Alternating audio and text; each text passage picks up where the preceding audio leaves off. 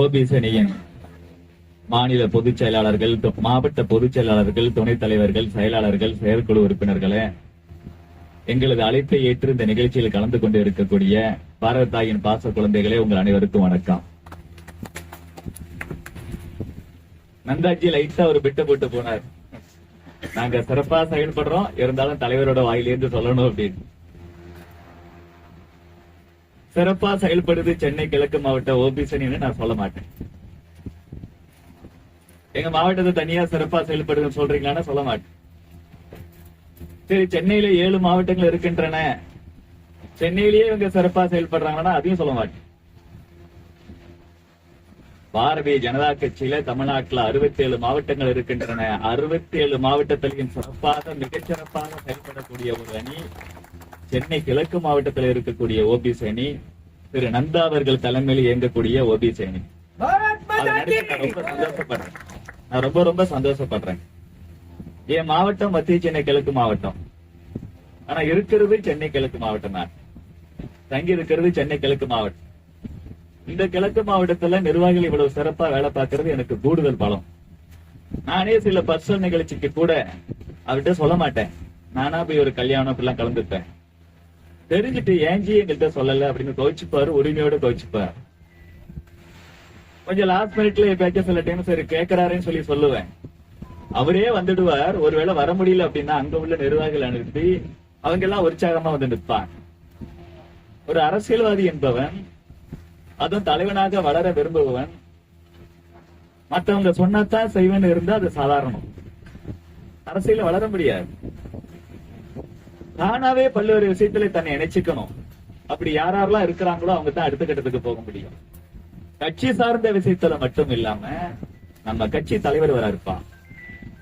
நாம போய் நிக்கணும், நம்ம நிர்வாகிகளும் போய் நிக்கணும்னு நினைக்கிற, தானாவே நினைக்கிற அந்த எண்ணம் இருக்குல்ல, ஈகோ இல்லாத அந்த எண்ணம் இருக்குல்ல, அந்த எண்ணத்தாலேயே அவர் இந்த அளவுக்கு உயர்ந்திருக்கிறார். இன்னும் உயர்வார். இது எல்லோருக்குமான ஒரு பாடம். இது வரைக்கும் பாரதிய ஜனதா கட்சி ஓபிஎஸ் அணி சார்பா தமிழகம் முழுவதும் 7 பெருங்கோட்டங்கள்ல அறிமுகம் மற்றும் ஆலோசனை கூட்டம் நடத்திருக்கிறோம்.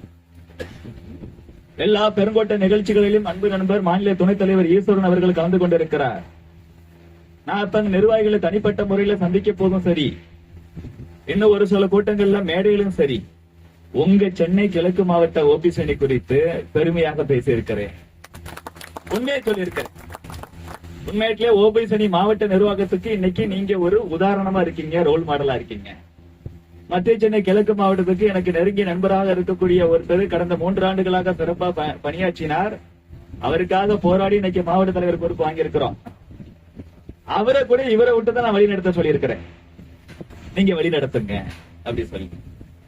அவர்கிட்ட எனக்கு ரொம்ப பிடிச்ச விஷயம், இன்னைக்கு பர்த்டே, அதனால கூடுதலா அது குறித்தெல்லாம் அவர் குறித்து பொதுவா நம்ம தனி மனித புகழ்ச்சி செய்ய மாட்டோம். என்னுடைய உழைப்பின் பயனை நான் அனுபவித்தாலும் இன்னொருவர் அனுபவித்தாலும் ரெண்டும் ஒண்ணுதான். ஏன்னா என்னோட இருக்கக்கூடிய இறைவனும் இன்னொருத்தருக்குள்ள இருக்கக்கூடிய இறைவனும் ஒரே பரம்பொருள். அதனால யாரு அனுபவிச்சா என்ன அப்படி சொல்லி RSS ஓட 2வது தலைவர் நம்ம குருஜி கோல்வால்கர் அவர்கள் சொல்லியிருக்கிறார். அதனால நம்ம எதை ஒரு சிறந்த காரியம் செஞ்சாலும் கூட அவங்களும் நான் செஞ்சேன்னு சொல்லிக்க மாட்டாங்க. நாமளும் கூட அந்த நல்ல குணத்தை பெருசாலும் பாராட்டுறது இல்ல. நம்ம கலாச்சாரம் இல்ல. மத்த நாளா இருந்தா பாராட்ட மாட்டோம். இன்னைக்கு பிறந்தநாள் இல்லையா?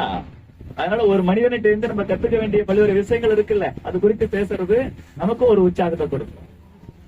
எல்லா நிர்வாகியும் அரவணைச்சு சொல்றாரு, ரொம்ப முக்கியமான விஷயம். யாராச்சும் ஒருத்தர் ரொம்ப சிறப்பா செயல்படுறாருன்னா ரொம்ப தட்டி கொடுக்கிறார். விவரம் தெரியாம வந்திருக்கிறாங்கன்னா அவங்களுக்கு சொல்லி கொடுக்கிறார். இது ரொம்ப நல்ல குணம். பாரதிய ஜனதா கட்சிங்கிறது என்னது? தனியா அதுக்கு ஒரு உருவம் இருக்குதா? இங்க வந்திருக்கக்கூடிய நாம எல்லாரும் தான் பாரதிய ஜனதா கட்சி. அப்ப நாம எல்லாரும் வளர்ந்தா தான் கட்சி வளரும்னு அர்த்தம். டிபி நந்தா மட்டும் வளராருன்னா கட்சி வளரும்னு அர்த்தம் இல்ல. மாவட்ட தலைவர் நைட் அண்ட் டே ஓடிட்டு இருக்கிறார் அப்படின்னா அது மட்டும் கட்சி வளர்ச்சி அல்ல. மாவட்ட தலைவர் இவ்வளவு வழிகாட்டுகிறார், ஓபிஎஸ் அணி மாவட்ட தலைவர் இவ்வளவு உங்களுக்கு சொல்லிக் கொடுக்கிறார். எதற்கு? ஒவ்வொரு நிர்வாகியும் அப்படி திறம்பட பணியாற்ற வேண்டும். சென்னை கிழக்கு மாவட்டத்துல இருக்கக்கூடிய அத்தனை பிரிவுகளுக்கும் அணிகளுக்கும் பேரன்படிக்கும் குமார்னா தெரியுமில்ல. அதே போல ஓபிஎஸ் அணிக்கு நந்தானா எல்லாருக்கும் தெரியுமில்ல. அது மட்டும் பத்தாது, ஓபிசி அணியில இருக்கக்கூடிய ஒவ்வொரு நிர்வாகி பேரை சொன்னாலும் எல்லாருக்கும் தெரியணும், யாரு அவருன்னு கேட்கக்கூடாது. இந்த மாவட்டத்துல இருக்கக்கூடிய பேரம்பாடி நிர்வாகத்துல ஒருத்தர் யாரை சொன்னாலும் எல்லாருக்கும் தெரியணும். எப்படி தெரியும்? நல்ல வேலை பார்த்தா தான் தெரியும்.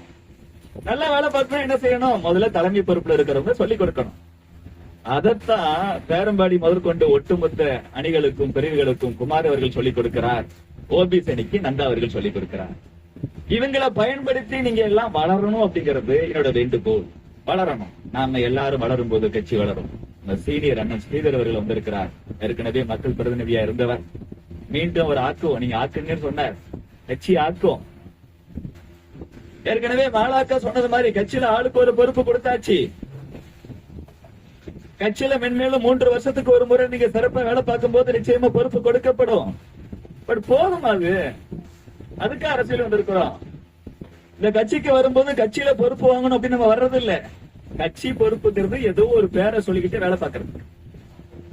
ஒவ்வொருத்தரும் நாம மக்கள் பிரதிநிதி ஆக வேண்டும். குறிப்பாக இந்த சென்னையில இருக்கக்கூடிய நீங்க வெளியூர்ல வந்துட்டு ஒரு எம்எல்ஏ எந்த அளவுக்கு அதிகாரமோ இங்க ஒரு கவுன்சிலர் அந்த அளவுக்கு அதிகாரம். நம்ம ஆட்கள் வந்துட்டு மக்கள் பிரதிநிதியா வர்றதுக்கு உங்களுக்கான தகுதியை வளர்த்துக் கொள்ள வேண்டும். உங்கள் பகுதியில் கட்சியை வளர்க்க வேண்டும். ஒரு அரசியல்வாதி என்பவன் கூச்சப்படக்கூடாது, தயங்க கூடாது.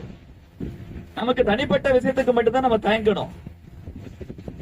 கட்சியில் வரும்போது கொஞ்சம் கூட தயங்க கூடாது. கேசவனாஜி ஆரம்பிச்சு மாவட்ட தலைவர் குமார் வரை எல்லா முக்கியமான நிர்வாகிகள் என்ன சொல்றோம்? பூத்து பூத்து பூத்துங்கிறோம். எத்தனை பேர் எல்லா வீட்டுக்கும் போயிருக்கிறோம். இங்க நிறைய மகளிர் வந்திருக்கீங்க, எனக்கு மகிழ்ச்சியா இருக்கு. மகளிர் எங்கெங்கெல்லாம் அதிகமா இருக்கிறாங்களோ கிளை கமிட்டில ஆட்டோமேட்டிக்கா அந்த பூத்துல அதிகப்படியான ஓட்டு வந்துடும். அசால்ட்டா நீங்க எல்லா வீட்டுக்கும் போகலாம். அப்ப மகளிர் போட்டு வைக்க நாங்க போக வேண்டாம், அப்படி இருந்துடக்கூடாது. திமுக காரன் போலவோ விஜய் கட்சியில ஒருத்தர் இருக்கிறானோ அந்த மாதிரி நைட்ல தான் போக கூடாது. தயவு செய்து எல்லா வீட்டுக்கும் நீங்க போகணும், தயங்காதீங்க.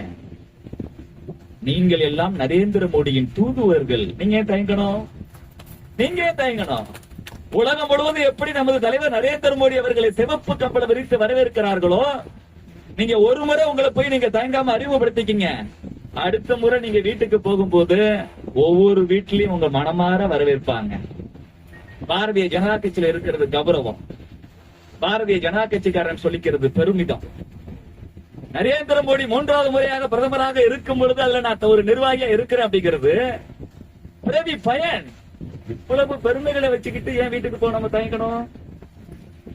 எல்லா வீட்டுக்கும் போகணும், எல்லார்ட்டையும் போய் சொல்லணும் நரேந்திர மோடி எவ்வளவு செஞ்சிருக்கிறார். ஏற்கனவே சொன்னாங்களே, மாவட்ட தலைவர் சொன்னார்ல, நம்ம ஜாதி வித்தியாசம் பார்க்கக்கூடிய கட்சி அல்ல, ஏற்றத்தாழ்வுகளை பேணுகிற கட்சி அல்ல, தீண்டாமை பாராட்டுகிற கட்சி அல்ல. சுயசாதி பெருமை, மற்ற சமுதாயங்களின் மீது மரியாதை. ஜாதியை ஒழிப்பதற்காக பாரதிய ஜனதா கட்சி இல்ல, ஆர்எஸ்எஸ் இல்ல. தீண்டாமையை ஒழிப்பதற்காக பாரதிய ஜனதா கட்சியும் ஆர்எஸ்எஸ் இருக்கிறது. வித்தியாசம் புரிஞ்சுக்கணும். ஒவ்வொரு சமுதாயமுமே உயர்ந்த சமுதாயம். இந்த நாட்டில் இருக்கக்கூடிய எந்த ஜாதியும் தாழ்ந்த ஜாதி இல்ல, எல்லாமே உயர்ந்த ஜாதி. அது எப்படி சார் எல்லாமே உயர்ந்த ஜாதி ஆகும்? எதை வச்சு ஒரு மனிதன் உயர்ந்தவன்? அவன் மற்றவர்களுக்கு செய்திருக்கக்கூடிய நற்செயல்கள், அவனுடைய நற்பண்புகள். இதை வச்சுதானே ஒரு மனுஷனை உயர்ந்தவன் சொல்றோம். ஒரு தனி மனிதனுக்கு என்ன கண்டிஷனோ, என்ன கிரைட்டீரியானோ, என்ன அளவீடோ, அதுதான் ஒரு சமுதாயத்துக்கும் ஒரு ஜாதிக்கும். ஏதாச்சும் ஒரு ஜாதி இந்த தமிழ்நாட்டுல, இந்த சென்னை கிழக்கு மாவட்டத்தில் இருக்கக்கூடிய பல்வேறு சமுதாயத்துல ஏதாச்சும் ஒரு ஜாதி, இந்த ஜாதியில நம்ம நாட்டுக்கோ, நாட்டு மக்களுக்கோ, மொழிக்கோ, தர்மத்திற்கோ ஒருத்தவங்களே பாடுபட்டது இல்லைங்க. எல்லாருமே சுயநலமா இருக்கிறான். தான் உண்டு, தன் குடும்பம் உண்டு, அப்படி மட்டும் தான் யோசிக்கிறான். அப்படி ஏதாச்சும் ஒரு சமுதாயத்தை சொல்லுங்க. வன்னிய சமுதாயத்தை எடுத்துக்கங்க. விடுதலை போராட்ட வீரர்கள் உண்டா இல்லையா? இந்து தர்மத்திற்காக, தமிழர் ஆன்மீகத்துக்காக பாடுபட்ட தலைவர்கள் உண்டா இல்லையா? தேவ சமுதாயத்தை எடுத்துக்கங்க, இருக்கிறாங்களா இல்லையா? கவுண்டர் சமுதாயத்தை எடுத்துங்க, செட்டியார் சமுதாயம் எடுத்துக்கங்க, முதலியார் சமுதாயம் எடுத்துக்கங்க, பட்டியல் சமுதாயம் எடுத்துக்கங்க. எல்லா சமுதாயத்தில இருந்தும் நூற்றுக்கணக்கான மாபெரும் தலைவர்கள் இந்த நாட்டுக்காகவும், நாட்டு மக்களுக்காகவும், தாய்மொழிக்காகவும், தர்மத்திற்காகவும் பாடுபட்டு இருக்கிறாங்க. அப்படிப்பட்ட தலைவர்கள் பிறந்த ஒரு ஜாதி எப்படி சார் தாழ்ந்த ஜாதியா இருக்க முடியும்? அப்ப அது உயர்ந்த ஜாதி தானே. இதுதான் பாரதிய ஜனதா கட்சியோட கொள்கை. ஜாதியை ஒழிக்கிறவன் சொல்றான், பொய் சொல்றான். ஏன்னா ஜாதியை ஒழிக்க முடியாது. ஆயிரம் ஆண்டுகளுக்கு முன்பு இந்த நாட்டில் இருந்த பெரிய மனிதர்களால் இந்த நாடு உலக நாடுகளை விட சிறந்து விளங்க வேண்டும் என்பதற்காக உருவாக்கப்பட்ட ஒரு சமுதாய அமைப்பை சாதாரண கேவலமான மனுஷன் நாம 100 வருஷத்துக்குள்ள செத்து போயிடுவோம். நாம எப்படி ஒழிச்சிட முடியும்? ஒழிக்க முடியாது. உலகம் முழுவதும் பல்வேறு பிரச்சனை வருது. பாரத நாட்டில் இவ்வளவு மக்கள் இருந்தாலும் கூட இன்னமும் கூட பல்வேறு பிரச்சனை வராம இருக்கிறதுக்கு காரணம் அந்த ஜாதி அமைப்பு. அதுல இருக்கக்கூடிய பெரியவர்கள் வறுமையை ஒழிக்கிறதுல இருந்து மக்களை அடுத்த கட்டத்துக்கு கொண்டு போறது வரைக்கும் இந்த ஜாதி அமைப்புகள் நிறைய காரணம் வந்திருக்காங்க, பங்களிச்சிருக்கிறாங்க. அதை ஒழிக்கிறது நல்லது இல்ல. ஜாதி உருவாக்கும் போது தீண்டாமை இல்ல, ஜாதியை உருவாக்கும் போது ஏற்றத்தாழ்வு இல்ல. நீ உயர்ந்தவன் நான் தாழ்ந்தவன் என்று யாருமே சொன்னது இல்ல. இடையில வந்த தீண்டாமை எதிர்த்து தான் நம்ம போராடணும். ஆரம்பத்துல நல்ல விஷயங்களுக்காக உருவாக்கப்பட்ட ஜாதி அமைப்பை எதிர்த்து போராடக்கூடாது. அதனால தான் நமது தாய் அமைப்பான RSS சொல்லுகிறது, தீண்டாமை குற்றம் இல்லை எனில் இந்த உலகத்தில் எதுவுமே குற்றம் இல்லை. நம்ம உறுப்பினர் கார்டு பின்னாடி பார்த்தோம்னா தீண்டாமையே பேண மாட்டேன்னு போட்டிருப்போம். சொன்ன ஆச்சரியமா இருக்கும். நாடு முழுவதும் இந்த கலப்பு திருமணம் சொல்றாங்களா, ஜாதி விட்டு ஜாதி கல்யாணம் பண்ணிக்கிறது அதிகமா பண்ணது RSSல இருந்து வந்தவங்க. RSS குடும்பத்தை சேர்ந்த பல பேர் 2ஆம் பேருக்கு தெரியாம மாத்தி மாத்தி கல்யாணம் பண்ணிருக்கிறாங்க. எங்க திருவல்லிக்கேணியில பிராமண குடும்பத்தை சேர்ந்த பெண்ணை பட்டியல் சமுதாயத்தை சார்ந்த ஆண் கல்யாணம் பண்ணி கொடுத்திருக்கிறாங்க. வெளியில கூட சொல்லிக்கிட்டது இல்ல சார். ஏன்னா RSS காரனும் BJP காரனும் உண்மையை சொல்லுவான், அதே போல நடந்து காய்ப்பான். ஊருக்கு உபதேசம் பண்ணிட்டு தான் வீட்டுல மட்டும் அதே ஜாதியில கல்யாணம் பண்றவன் RSS காரன், BJP காரன். நாம தீண்டாமைக்கு எதிரான ஆட்களையுடைய ஜாதியை ஒழிக்கிறதுக்காக வந்த ஆட்கள் அல்ல. தீண்டாமை இல்லைன்னா ஏன் ஜாதி ஒழிக்கணும்? தேவையில்ல. ஜாதியை ஒழிக்கணும்னு சொல்லக்கூடிய ஆசாமிகள் கூட எதற்காக அப்படி சொல்றாங்க? தீண்டாமை பிரச்சனையா இருக்குது. நாம என்ன சொல்றோம்? அதான பிரச்சனை, அதே ஒழிச்சிடுங்க. அதற்காகத்தான் பாரதிய ஜனதா கட்சியில SC அணி, ST அணி, OBC அணி. மாவட்ட தலைவர் குமார் அவர்கள் சொல்லியது போல இந்த வருஷம் மட்டும் அம்பேத்கருக்கு இல்ல. நான் OBC அணி மாநில பொதுச்சாளர் இருக்கும் போதே 2022 டிசம்பர் 6லயே அண்ணல் அம்பேத்கர் அவர்களுக்கு கருத்தரங்க நடத்தி அதுல அன்னைக்கு பட்டியல் அணியோட மாநில தலைவராக இருந்த அண்ணன் தடா பெரியசாமி அவர்களை தலைமை விருந்தினராக சீஃப் கெஸ்டாக கூப்பிட்டு நிகழ்ச்சி நடத்தின திருவல்லிக்கேணி தொகுதியில. அதை கேட்டுட்டு தான் அதுல ரொம்ப சொன்னார், இந்த சமுதாயத்துல என்ன மாதிரி ஒரு மாற்றம் வரும் நினைக்கிறோமோ அதை OBC அணி நீங்க செஞ்சிட்டு இருக்கீங்க. வீரத்திருநாகரசு முறையா என்னை SC அணி தலைவராக இருக்கக்கூடிய என்ன கூப்பிட்டு OBC அணி நிகழ்ச்சிக்கு சீஃப் கெஸ்டா போட்டிருக்காருன்னு சொல்லி கொஞ்சம் உணர்ச்சி வசப்பட்டு திருமாவளவன் குறித்த அத்தனை உண்மைகளையும் சொல்லிட்டாரு. நாங்க எல்லா கருத்தரங்களையும் ஒரு 10 யூடியூப் சேனலை கூட்டு வந்துட்டு அதை ரெக்கார்ட் பண்ணி போட்டுருவோம். கருத்து எல்லாம் மக்கள்கிட்ட போய் சேரணும்னு சொல்லி அது ஒரு 5 லட்சம் பேர் பார்த்தாங்க. விடுதலை சீட்டுகளும் பார்த்துட்டானுவோம். போற போக்குல ஒரு வீட்டுல ஒரு பெட்ரோல் கொண்டு போட்டு போயிட்டான். நாம செய்யக்கூடிய பணிகள், நற்பணிகள் சமுதாயத்துல மிகப்பெரிய மாற்றத்தை உண்டு பண்ணும். இங்க கூடிய ஒரு நிகழ்ச்சி நடத்திக்கிட்டு இருக்கிறோம், ஒரு ஆபீஸ் திறந்திருக்கிறாங்களே, இதனால என்ன பெருசா நடந்துற போகுதுன்னு நினைக்காதீங்க. எதிர்கட்சிக்காரன் நிறைய பாக்குறான். இன்னைக்கு பாரதிய ஜனதா கட்சியின் ஒவ்வொரு நிர்வாகியும் செய்யக்கூடிய செயல்கள் மற்ற கட்சிக்காரனாலையும் மக்களாலையும் கூர்ந்து கவனிக்கப்படுகிறது. நீங்க ஒவ்வொருத்தரும் மக்களாலையும் மற்றவர்களாலையும் கூர்ந்து கவனிக்கப்படுகிறீர்கள். வேலை செஞ்சுட்டே இருக்க, மிகப்பெரிய மாற்றம் வரும். நீங்க சொன்னார், ஏதோ வெறும் கட்சி அலுவலகமா மட்டும் இல்லாம ஒரு ரூம் அதுக்குன்னே வச்சு மக்கள் சேவை மையமாக இதை மாற்றுகிறோம். தினந்தோறும் 3 மணி நேரம் இங்கே மருத்துவ முகாம், இலவச மருத்துவ முகாம் நடத்த இருக்கிறோம் அப்படின்னார். இதான் பிஜேபி, இதான் பிஜேபி. ஈஸ்வரன் அவர்கள் சொல்லும் போது அவர் என்ன சமுதாயம் எனக்கு தெரியல அப்படின்னாரு. இதுவும் பிஜேபி. OBC அணியில இருக்கக்கூடிய நாம உள்ளுக்குள்ள வந்துட்டு நீ என்ன ஜாதி, நீ என்ன ஜாதி இப்படி பேசக்கூடாது. பாரதிய ஜனதா கட்சிக்குள்ள வந்துட்டா நாம எல்லாம் இந்திய ஜாதி, இந்திய ஜாதி, பாரத மாதாவின் பாத்த குழந்தைகள். இங்க வந்துட்டு ஜாதி இல்ல. ஆனா OBC என்ன திறமை செய்யணும்? வெளியில போயிட்டு முதல்ல நீங்க பாண்டியன் என்ன ஜாதி, அவரு ஜாதியை சார்ந்த மக்கள்கிட்ட போகணும். அவரு ஜாதியை சார்ந்த சமுதாய சங்கம் இருக்குல்ல, ஜாதி சங்கம், அங்க போகணும். அண்ணே நான் நம்ம ஆளு, அங்க இங்க எல்லாம் நம்ம ஒரே ஆளு. அங்க போயிட்டு நான் நம்ம ஆளு, பாரதிய ஜனதா கட்சியில எனக்கு மாவட்ட துணைத் தலைவர் பொறுப்பு கொடுத்திருக்கிறாங்க. அந்த ஜாதி தலைவர்களுக்கு என்ன தோணும்? பரவாயில்ல, ஒரு சின்ன பையன் மெட்ராஸ்ல வந்துட்டு மாவட்ட துணைத் தலைவர் பொறுப்பு கொடுத்திருக்கிறாங்க பாரதிய ஜனதா கட்சியில, அவங்களுக்கு பிடிக்கும் நம்ம கட்சிய. அந்த சமுதாய தலைவர்களை சந்திக்கிறது மட்டும் இல்லாம அந்த சமுதாயத்தில் இருக்கக்கூடிய மக்களையும் சந்திச்சு, பாரதிய ஜனதா கட்சியில நான் பதவியில இருக்கிறேன், ஓபிஎஸ் அணி நிர்வாகிகள் மற்ற நிர்வாகிகள் எல்லாம் தெரிஞ்சுக்குங்க, வெளியில போகும்போது இது உங்களுக்கு பதவி, உள்ள வந்துட்டா இது பொறுப்பு. உள்ள பதவி இல்ல, வெளியில போனா பதவி, அங்க போய் பொறுப்பு நினைச்சிட்டு உட்கார்ந்து கூடாது, பதவின்னு சொல்லணும். ஒவ்வொருத்தரும் நீங்க அப்படி திமுக ஒன்னு ரெண்டு நல்ல விஷயத்தை கத்துக்கணும். அன்பில் தர்மலிங்கன் ஒருத்தர் இருந்தார் திருச்சியில, போலீஸ் வந்துட்டு அரெஸ்ட் பண்ணுது, லத்தி சார்ஜ் பண்றான். முதல்ல எஸ்பி கிட்ட போய் சண்டை போடுறான். நான் யார் தெரியுமா? Who are you? நான் மாவட்ட செயலாளர். அப்படின்னா ஈக்குவல் டு டிஸ்ட்ரிக்ட் கலெக்டர் அப்படின்னா உண்மை. அட்மினிஸ்ட்ரேஷன்ல, கவர்மெண்ட் அட்மினிஸ்ட்ரேஷன்ல டிஸ்ட்ரிக்ட் கலெக்டர் தானே ஒரு மாவட்டத்துல நம்பர் 1. கட்சியில டிஎம்கேல மாவட்ட செயலாளர் தான் நம்பர் 1. பிரௌடா இந்த பதவிங்கிறத உணர்ந்து மக்கள் மத்தியில பேசும்போதும் அரசாங்க அதிகாரிகிட்ட பேசும்போதும் அந்த கான்பிடண்டா பேசணும். அரசாங்க அதிகாரிகிட்ட சண்டை போடக்கூடாது, வேலை நடக்கணும், வேலை நடக்கணும். அன்பா பேசினதான் முடியும். ஆனா அந்த கான்பிடண்டா பேசணும், கான்பிடண்டா பேசணும். அங்க போயிட்டு ரொம்ப இதுவா இருந்தா அவங்களுக்கு நீங்க சாதாரண பதவியில இருப்பீங்கன்னு நினைச்சுப்பாங்க. சமுதாய தலைவர்களையும் உங்க சமுதாய மக்களையும் போய் சந்திக்கணும். இதுதான் ஓபிசி அணியோட முக்கியமான வேலை. ஏன் சந்திக்கணும்? நான் இங்க இருக்கிறேன், எனக்கு முக்கியத்துவம் கொடுத்திருக்கு பிஜேபி, நீங்களும் வாங்க. பிஜேபி என்ன பண்ணிருக்கு? நம்ம சமுதாய மக்களுக்கு எவ்வளவு தெரியுமா நல்லது பண்ணிருக்கு, அங்க போய் சொல்லணும். ஓபிசினா எத்தனை ஜாதி? தமிழகத்துல மட்டும் 252 ஜாதி ஓபிசில வருது.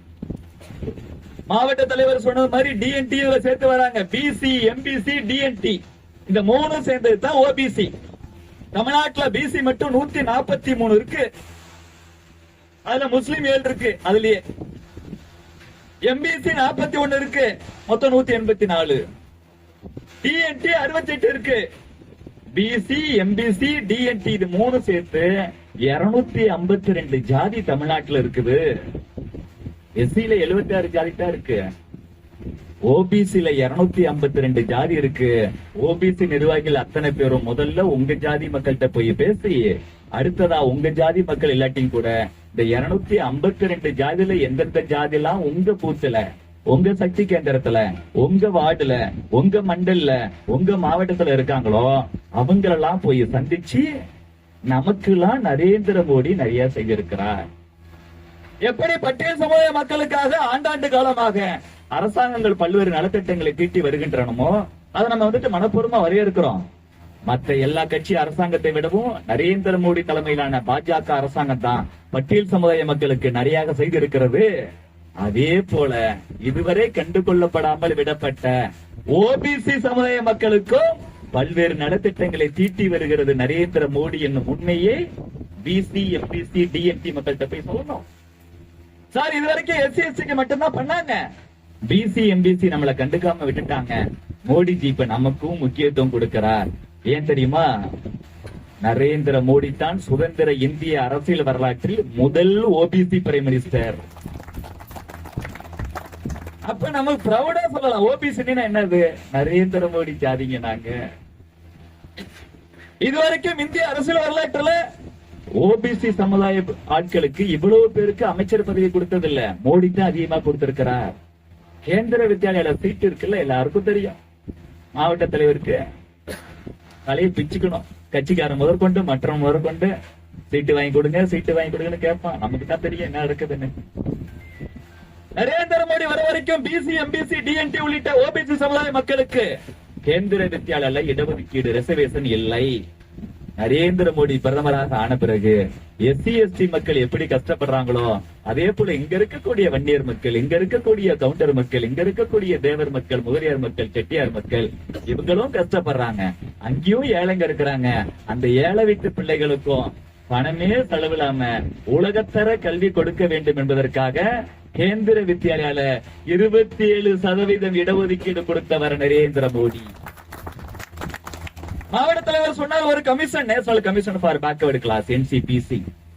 எஸ்சிக்கு ஒரு கமிஷன் இருக்கு, எஸ்டிக்கு ஒரு கமிஷன் இருக்கு, முஸ்லிம் கிறிஸ்டின் உள்ளிட்ட சிறுபான்மை மக்களுக்கு கமிஷன் இருக்கு. பிசி எம்பிசி மக்கள் பாதிக்கப்பட்ட ஒரு OBC commission, SC ST minority commission எல்லாம் பவர்ஃபுல்லா இருக்கு. ஓபிசி கமிஷன் பல்லு புடுங்கின பாம்பா இருக்கு. நிறைய பேர் போஸ் கொடுப்பாங்கல்ல, பாம்பு எடுத்து மேல போட்டுக்கிட்டு. ஒரு தண்ணி பாப்பா இருந்தா கூட விஷமா இருந்தா ஓடிடுவான்.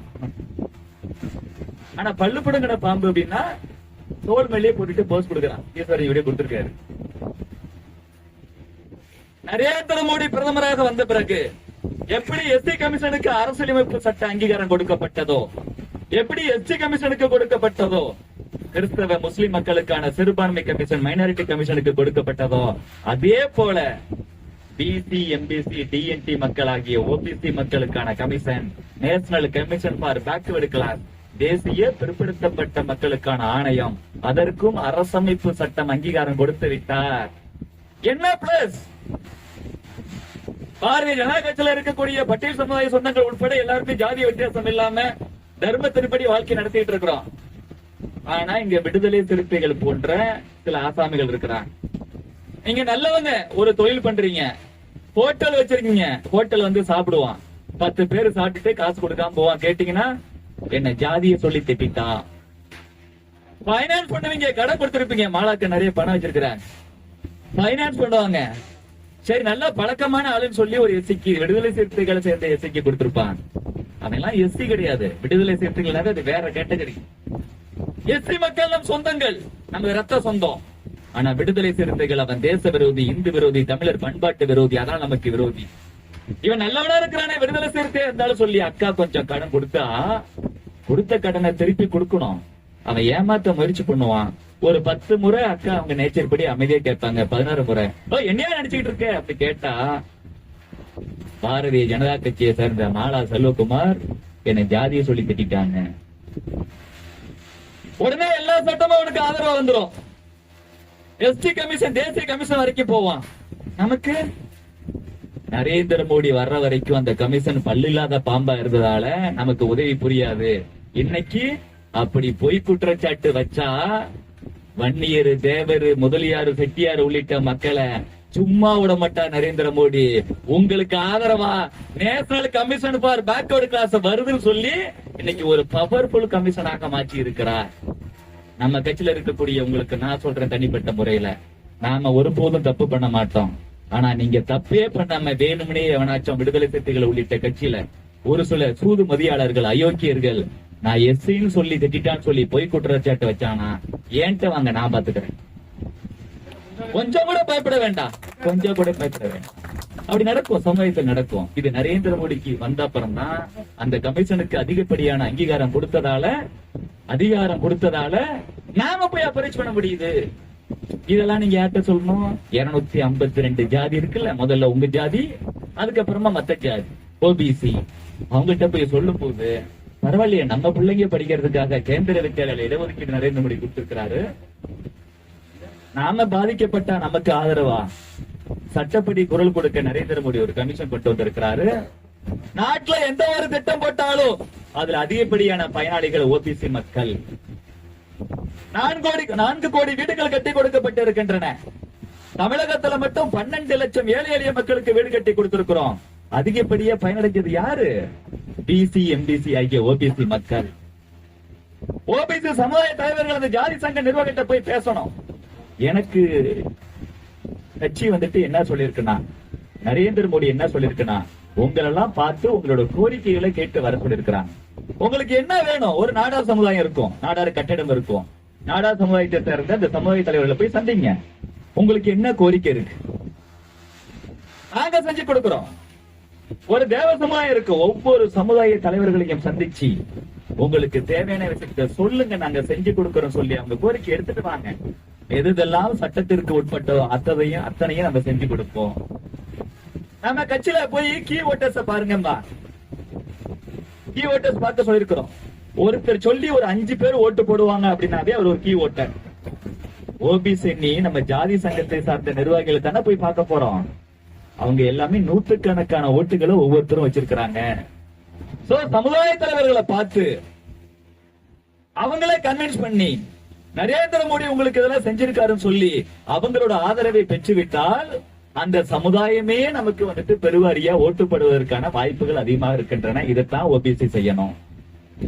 அதுக்கு அடுத்தது எந்த ஒரு சமுதாய தலைவராக இருந்தாலும் பிறந்த நாளுக்கு உங்க பூத்துல நான் பொதுச் செயலாளர் இருக்கும் பொழுது நான் கருத்தரங்கு மட்டுமே நடத்தி முடிச்சிட்டேன். இப்ப அப்படி இல்ல. இப்ப ஒவ்வொரு தலைவருக்கும் உங்க பூத்துல நிகழ்ச்சி நடத்தணும் சொல்லி இருக்கிறோம். இப்ப தேவர் ஜெயந்தி வருது அப்படின்னா ஒவ்வொரு நிர்வாகியும் உங்க பூத்துல தேவர் படத்தை வச்சு உங்க பூத்துல இருக்கக்கூடிய தேவ சமுதாய மக்களை அழைச்சி நீங்க பக்கத்துல நின்னுட்டு அவங்கள பூப்பட வைக்கணும். அவங்க முன்னாடி நீங்க தேவரை பத்தி புகழ்ந்து பேசணும். தேசியமும் தெய்வீகமும் இரு கண்கள் என்று போற்றி வாழ்ந்தார். அப்படிப்பட்ட தேவர் வழியில தான் நரேந்திர மோடி ஆட்சி செய்கிறார். நீங்க தேவரை மதிக்கிறீங்க அப்படின்னா பாரதிய ஜனதா கட்சிக்கு ஆதரவு கொடுங்க. ஓபிசி செய்ய வேண்டிய பணிகள் இதுதான். நேரத்தின் அருமை கருதி நான் பல்வேறு விஷயங்களை தொடாம விடுறேன். இன்னும் நிறைய நம்ம அடிக்கடி சந்திப்போம். தேர்தல் வர்ற வரைக்கும் மத்தவங்க மாதிரியே சாதாரணமா அன்னதானம் போடக்கூடாது, மெடிக்கல் கேம்ப் நடத்தக்கூடாது. நீங்க அன்னதானம் போட்டாலும் ஒரு சமுதாய தலைவருக்கு வந்துட்டு பிறந்த நாள் வருது, நினைவு தினம் வருதுன்னா அன்னைக்கு பெருவாரியா அந்த சமுதாயத்தை சேர்ந்த மக்களுக்கு தகவல் சொல்லி அவங்கள கூப்பிட்டு அன்னதானம் போடுங்க. மத்தபடி கூப்பிடாம மத்தவங்க வந்தாலும் சேர்த்துக்குங்க. ஆனா பெருவாரியா இருக்கணும். காமராஜருக்கு பிறந்த நாள்னா அந்த அன்னதானத்துல 100 பேருக்கு அன்னதானம் போறோம்னா 75 பேரு நாடார் சமுதாய மக்களா இருக்கும். கிருபானந்த வாரியாருக்கு ஒரு நினைவு தினம் வருது, அன்னதானம் போறீங்க, ஒரு மருத்துவ முகாம் நடத்துறீங்க. நீங்க சொல்ல வேண்டியது யாரா இருக்கு? நம்ம கட்சி நிர்வாகிகள் மட்டும் இல்ல, உங்க பூத்துல இருக்கக்கூடிய உங்க மண்டல இருக்கக்கூடிய முதலியார் சமுதாய மக்களுக்கு சொல்லி கொண்டு வரணும்.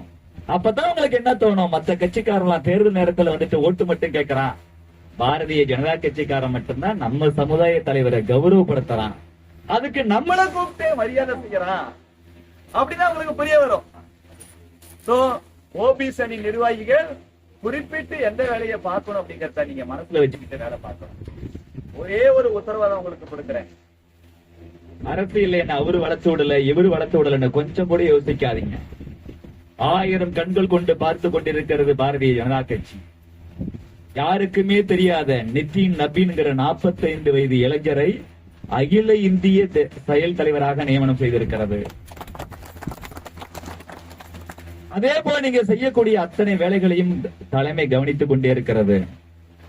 அது எல்லாம் இயல்பா நடக்கிற விஷயம். நான் உறுதியா சொல்றேன், நீங்க சிறப்பா வேலை பார்த்தீங்கன்னா தலைமை கவனிச்சு உங்களுக்கு அங்கீகாரம் லேட்டா வந்தாலும் வரலாம். ஆனா வீர திருநாவுக்கரசு கவனித்துக் கொண்டே இருக்கிறான். நீங்க விரைவில் அடுத்த 3 வருஷத்துல இப்ப இருக்கிற உயரத்தை விட அடுத்த உயரத்துக்கு போறதுக்கு நான் உத்தரவாதம் கொடுக்கிறேன். நல்லா வேலை பாருங்க.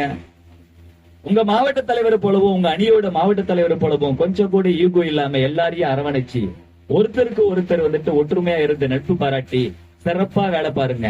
உங்க பூத்துல பாரதிய ஜனதா கட்சியோ இல்ல தேசிய ஜனநாயக கூட்டணியோ யாரு சார்பில் வந்துட்டு வேட்பாளர் நின்னாலும் கூட உங்க பூத்துல எத்தனை கட்சிக்காரன் எத்தனை சினிமாக்காரன் திமுக போன்ற எத்தனையோ பேரு ஆயிரமா மக்களுக்கு லஞ்சம் கொடுத்தாலும் கூட அதையும் மீறி பாரதிய ஜனதா கட்சிக்காக மக்கள் ஓட்டு போடுகிறார்களோ இல்லையோ, பாரத பிரதமர் நரேந்திர மோடிக்காக ஓட்டு போடுகிறார்கள் இல்லையோ, நமது கொள்கைகளுக்காக அவங்க தெரியாம ஓட்டு போடுறாங்களோ இல்லையோ, ஆனா இந்த ஏரியால இந்த மனுஷன் நல்ல மனுஷன்ப்பா, நம்மளை தொடர்ந்து பாத்துக்கிட்டே இருக்கிறாரு, இவருக்காக நம்ம இந்த சின்னத்துல ஓட்டு போடுவோம் அப்படிங்கிற சூழ்நிலையை நீங்க ஒண்ணு தரணும்.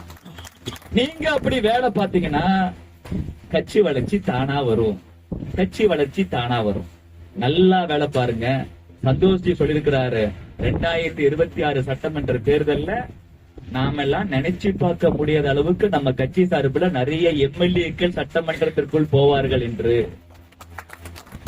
நான் சொல்லுகிறேன், வெறும் எம்எல்ஏ மட்டும் இல்ல, 2026 பாரதிய ஜனதா கட்சியின் தலைவர்களும் பங்கு பெறக்கூடிய ஆட்சித்தான் அமைய போகிறது.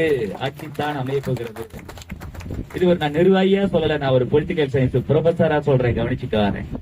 நிறைய சபாலிஸ்ட் தேர்தல் குறித்து சிந்திக்கக்கூடிய அனலைஸ் பண்ணக்கூடிய அத்தனை பேருமே சொல்றாங்க மிகப்பெரிய மாற்றம் வந்துட்டு இருக்கு. மீடியா வெளிச்சத்தை பத்தி எல்லாம் யோசிக்கவே யோசிக்காதீங்க. நம்ம கட்சி அவ்வளவு சூப்பரா டெல்லியில இருந்து கீழே வரைக்கும் திட்டமிட்டு வேலை பார்த்துட்டு இருக்கிறோம். முடிஞ்ச அளவுக்கு உங்க பூத்துல நிறைய சுவர் விளம்பரம் எழுதுங்க. சோசியல் மீடியாவில எல்லாரும் ஆக்டிவா இருங்க. நங்காஜி, நம்ம நிர்வாகி எல்லாருமே சோசியல் மீடியாவை எப்படி எஃபெக்டிவா பயன்படுத்துறது சொல்லியே ஒரு நாளைக்கு கூட்டம் போடுங்க. அத்தனை நிர்வாகிகள் சோசியல் மீடியாவில் ஒரு நாளைக்கு குறைந்தபட்சம் 3 போஸ்டாவது போடணும். காலையில சாப்பிட்டோன்னே 5 நிமிஷம் கழிச்சு 5 நிமிஷம், மதியம் சாப்பிட்டோன்னே 5 நிமிஷம், நைட்டு சாப்பிட்டோன்னே 5 நிமிஷம். ஒரு நாளைக்கு ஒரு போஸ்ட் போட மறந்துட்டீங்கன்னா அன்னைக்கு சாப்பிடக்கூடாது. சரியா? சாப்பாட்டுக்காகனாலும் ஒரு பதிவு போட்டுறணும். காசு செலவு பண்ணாம நீங்க மக்கள் மத்தியில போறதுக்கு சோசியல் மீடியா, குறிப்பா இளைஞர்கள் மத்தியில போறதுக்கு சோசியல் மீடியா ஒரு டூல். சுவர் விளம்பரம் தேர்தல் அனௌன்ஸ் பண்ணிட்டாங்கன்னா அழிச்சிருவாங்க. அது வரைக்கும் சின்னதா கொஞ்சம் அவ்வளவு பெரிய சுவர் கிடைச்சா தான் எழுதணும் கிடையாது. சின்னதா இருந்தா கூட அந்த இடத்துல ஒரு தாமரை, அந்த இடத்துல நரேந்திர மோடியோட பேரு, உங்க பேரும் போட்டுக்குங்க. புரோட்டோகால் அதுல பார்க்க வேண்டாம், பெருசா சின்ன சுவரங்கள் எழுதுங்க.